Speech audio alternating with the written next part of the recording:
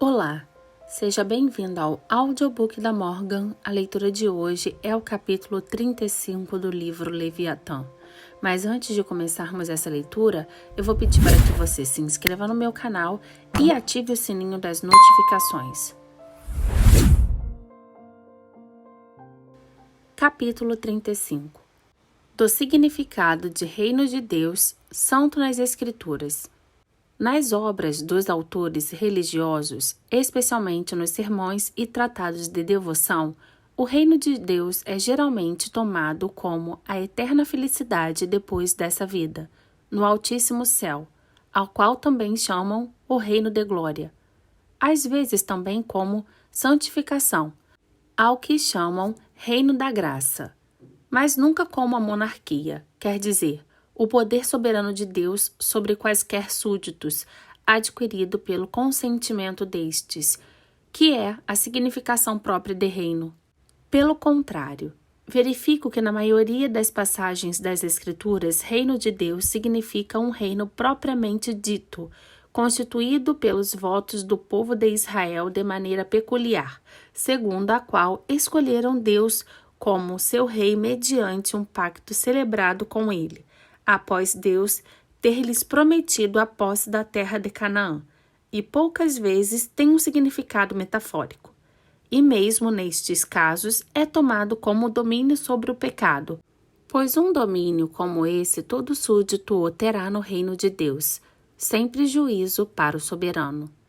Desde a própria criação, Deus não se limitou ao reinar naturalmente sobre todos os homens, através de seu poder, mas teve também súditos peculiares, aos quais comandava por intermédio de uma voz, da mesma maneira que um homem fala com o outro. Foi dessa maneira que reinou sobre Adão, dando-lhe ordem de se abster da árvore do conhecimento do bem e do mal. Quando ele desobedeceu e dela provou, propôs-se ser como Deus, julgando entre o bem e o mal, seguindo seu próprio critério em vez dos mandamentos de seu Criador, e seu castigo foi a privação do estado de vida eterna no qual inicialmente Deus o tinha criado, e posteriormente Deus castigou pelos seus vícios a sua posteridade, com exceção de apenas 8 pessoas com o dilúvio universal. E era nessas pessoas que consistia nesse momento o reino de Deus. Mais tarde, prouve a Deus falar a Abraão e fazer com ele um pacto, nestes termos: estabelecerei meu pacto entre mim e ti, e tua semente depois de ti em suas gerações, por um pacto perpétuo, para ser um Deus para ti e para a tua semente depois de ti. E dar-te-ei a ti e a tua semente depois de ti, a terra onde és um estranho, toda a terra de Canaã, para uma posse perpétua. Nesse pacto, Abraão prometeu por si mesmo e sua posteridade obedecer ao que Deus, nosso Senhor, lhe dissesse. E por sua parte, Deus prometeu a Abraão a posse perpétua da terra de Canaã. E com o testamento e garantia do pacto, ordenou o sacramento da circuncisão. É a isto que se chama o antigo pacto ou testamento, que encerra um contrato entre Deus e Abraão, mediante o qual Abraão fica obrigado, assim como sua posteridade, a ficar sujeito de maneira peculiar à lei positiva de Deus, porque a lei moral já estava obrigado antes, através de um juramento de obediência. Embora ainda não seja dado a Deus o nome de rei, nem a Abraão e sua descendência o nome de reino, a coisa é a mesma, a saber, a instituição mediante um pacto de soberania peculiar de Deus sobre a descendência de Abraão, o que na renovação do mesmo pacto por Moisés no Monte Sinai é expressamente chamado um reino de Deus peculiar sobre os judeus. E foi de Abraão que São Paulo disse que é ele pai dos fiéis, quer dizer, dos que são leais e não violam a obediência jurada a Deus, primeiro pela circuncisão e depois do novo pacto pelo batismo. Este pacto no sopé do Monte Sinai foi renovado por Moisés, quando o Senhor ordenou a Moisés que falasse ao povo desta maneira: Se efetivamente obedeceres a minha voz e respeitares meu pacto, então serei um povo peculiar para mim, pois toda a terra me pertence, e serei sob mim um reino sacerdotal e uma nação santa. Povo peculiar era, no latim vulgar, peculium decuntis populis, na tradução inglesa feita do reinado de Jaime, um tesouro peculiar sob mim, acima de todas as nações. E a tradução francesa de Genebra, a joia mais preciosa de todas as nações. Mas a tradução correta é a primeira, pois é confirmada pelo próprio São Paulo quando diz, aludindo a essa passagem, que nosso abençoado Salvador se deu a si mesmo por nós com o fim de purificar-nos para si mesmo, como um povo peculiar. Porque em grego a palavra é periosícios, que geralmente se opõe à palavra epirocios, e assim como esta significa vulgar, cotidiano ou de uso diário, assim como a outra significa excedente e armazenado, e gozado de maneira especial. E é a isso que os latinos chamavam peculium. E este significado da passagem é confirmado pela razão para ela dada por Deus imediatamente a seguir, onde ele acrescenta: todas as nações do mundo são minhas, mas não é dessa maneira que sois meus, e sim de uma maneira especial, porque elas são minhas em virtude do meu poder, mas só sereis meus por vosso próprio consentimento e pacto, o que constitui um acrescento a seu título geral sobre todas as nações. Por outro lado, o mesmo é confirmado nas palavras expressas do mesmo texto. Vós sereis para mim um reino sacerdotal e uma nação santa. O latim vulgar era regnum sacerdolale, com o que concorda a tradução dessa passagem, sacerdotium regale, um sacerdócio real, como concorda também a própria instituição pela qual ninguém pode entrar no sanctum sanctorum, quer dizer, ninguém pode dirigir-se diretamente ao próprio Deus, mas só através do sumo sacerdote.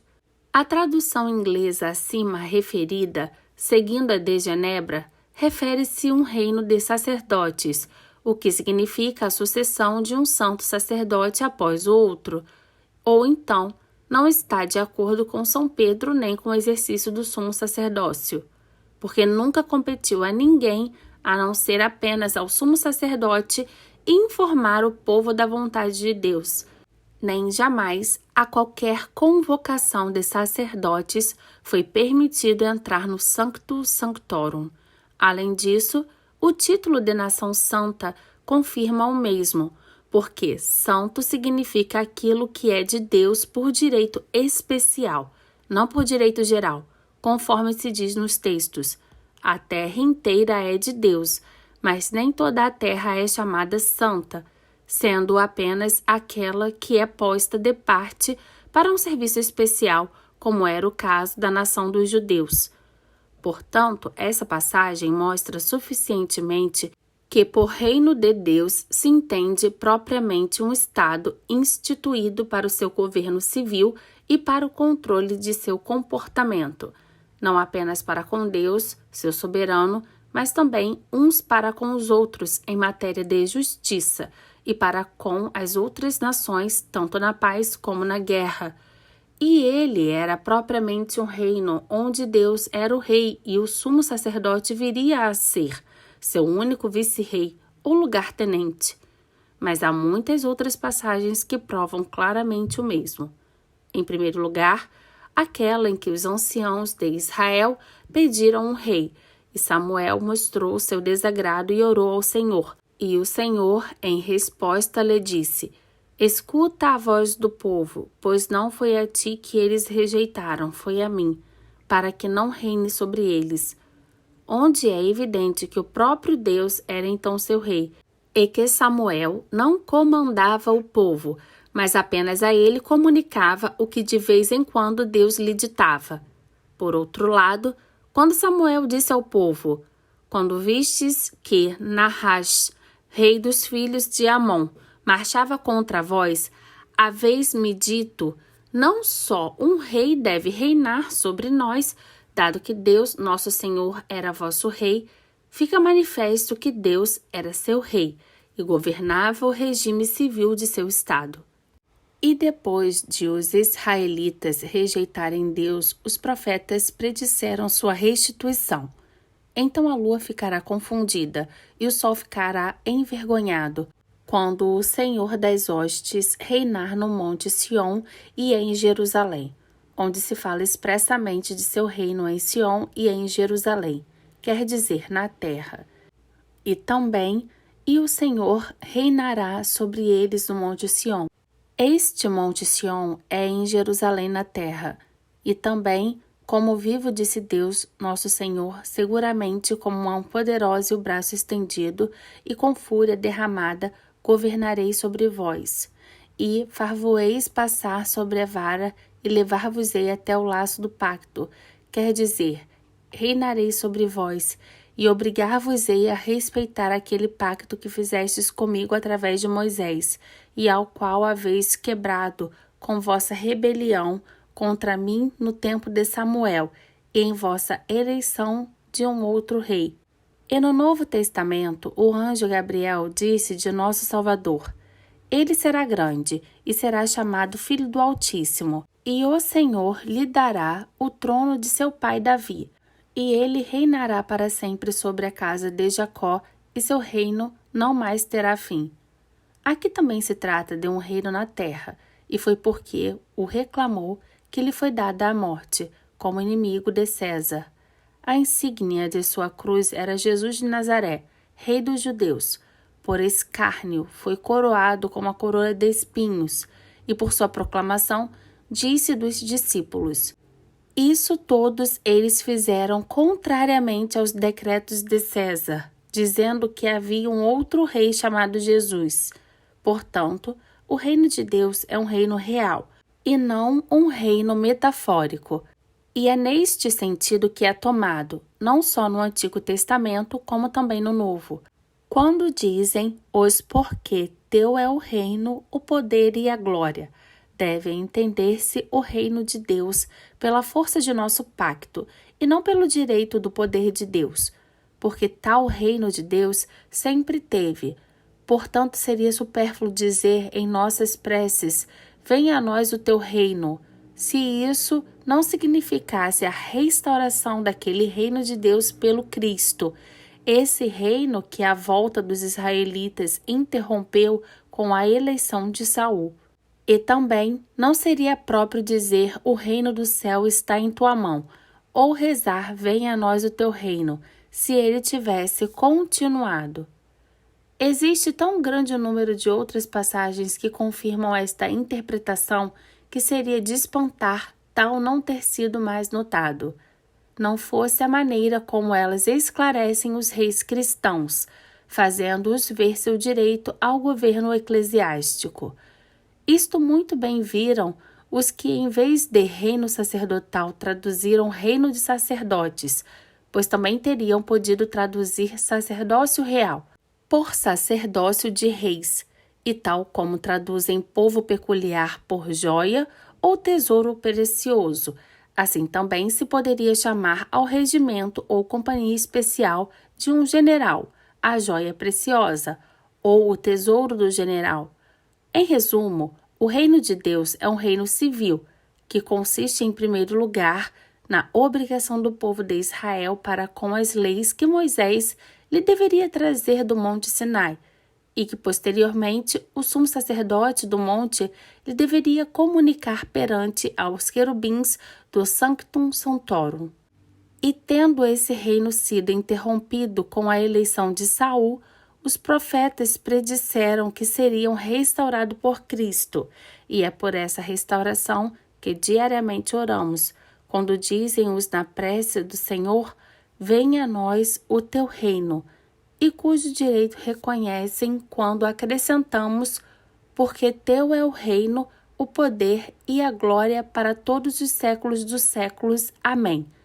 E cuja proclamação foi a pregação dos apóstolos, e para o qual os homens são preparados pelo mestre do Evangelho, equivalendo à aceitação desse Evangelho.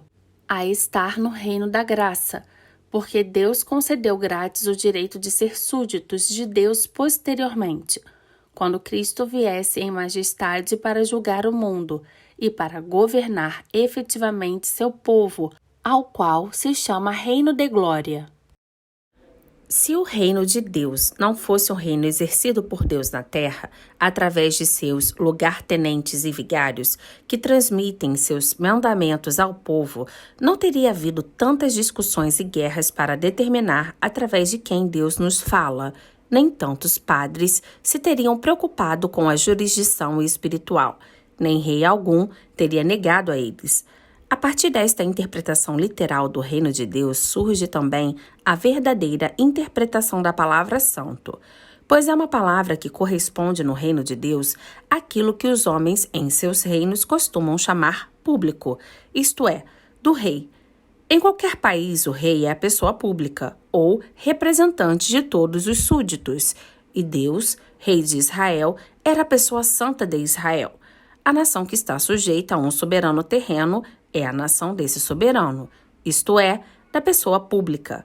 Assim, os judeus, que eram a nação de Deus, eram chamados uma nação santa, porque santos sempre se entendeu, ou o próprio Deus, ou o que é propriedade de Deus, e público sempre significou ou a própria pessoa do Estado ou alguma coisa que pertence ao Estado de modo tal que nenhuma pessoa particular pode pretender sua propriedade. Portanto, o sábado é um dia santo, o templo é uma casa santa, os sacrifícios, dízimos e oferendas são deveres santos. Os padres, profetas e os reis ungidos por Cristo são homens santos. Os espíritos ministeriais celestes são santos anjos, e assim por diante. É sempre que a palavra santo é usada propriamente a alguma coisa de propriedade obtida por consentimento, que é significada. Ao dizer santificado seja o teu nome, não fazem mais do que rogar a Deus pela graça de respeitar o primeiro mandamento, de não ter outros deuses senão ele. A humanidade é a nação de Deus por propriedade, mas só os judeus são uma nação santa. Por que razão, senão porque se tornaram sua propriedade através do pacto? E a palavra profano geralmente é usada nas Escrituras com o sentido comum, consequentemente seus contrários, santo e próprio, no reino de Deus devem significar também o mesmo. Mas em sentido figurado também se chama santos aqueles homens cujas vidas foram tão retas como se eles tivessem renunciado a qualquer propósito mundano e se dedicado e dado inteiramente a Deus, em sentido próprio do que é tornado santo quando Deus de tal se apropria e separa para o seu próprio uso, diz que é santificado por Deus, como o sétimo dia no quarto mandamento, tal como se diz no Novo Testamento que os eleitos são santificados no momento em que são ungidos pelo Espírito de piedade, e o que é tornado santo pela dedicação dos homens e entregue a Deus, a fim de ser usado unicamente em seu serviço público. É também chamado sagrado, e disse que está consagrado, como os templos e outras casas de oração pública, assim como seus utensílios, padres e ministros, vítimas, oferendas e a matéria externa dos sacramentos. Existem diferentes graus de santidade, pois das coisas que são postas de parte para o serviço de Deus, pode haver algumas que são novamente postas de parte para seu serviço mais próximo e especial. A nação inteira dos israelitas era um povo santo de Deus, mas a tribo de Levi era entre os israelitas uma tribo santa, e entre os levitas os sacerdotes eram os mais santos, e entre os sacerdotes o sumo sacerdote era o mais santo de todos. E assim também a terra da Judéia era a terra santa, mas a cidade santa onde Deus devia ser adorado era a mais santa, e por sua vez o templo era mais santo do que a cidade, e um sancto sanctorum era mais santo do que o resto do templo. Um sacramento é a separação de uma coisa visível de seu uso comum, e sua consagração para o serviço de Deus como sinal, seja de nossa admissão no reino de Deus como pertencentes a seu povo peculiar, seja de comemoração da mesma. No Antigo Testamento, o sinal de admissão era a circuncisão, e no Novo Testamento é o batismo. Sua comemoração no Antigo Testamento era comer o Cordeiro Pascal, mediante o que se lembrava a noite em que os judeus foram libertados da escravidão no Egito. No Novo Testamento, é a celebração da Ceia do Senhor, mediante a qual nos lembramos de nossa libertação da escravidão do pecado, pela morte de nosso abençoado Salvador na cruz. Os sacramentos de admissão só podem ser usados uma vez, porque só precisa haver uma admissão, mas, como é preciso ser-nos frequentemente lembrada da nossa libertação e nossa obediência, os sacramentos de comemoração necessitam ser reiterados. E são estes os principais sacramentos, que são como se fossem os juramentos solenes de obediência que fazemos. Também há outras consagrações que podem ser chamadas sacramentos, dado que a palavra implica consagração ao serviço de Deus. Mas como ela implica também um juramento ou promessa de obediência a Deus, não se encontra no Antigo Testamento nenhum outro além da circuncisão e da extrema-unção. E no Novo Testamento não há nenhum outro além do batismo e da ceia do Senhor.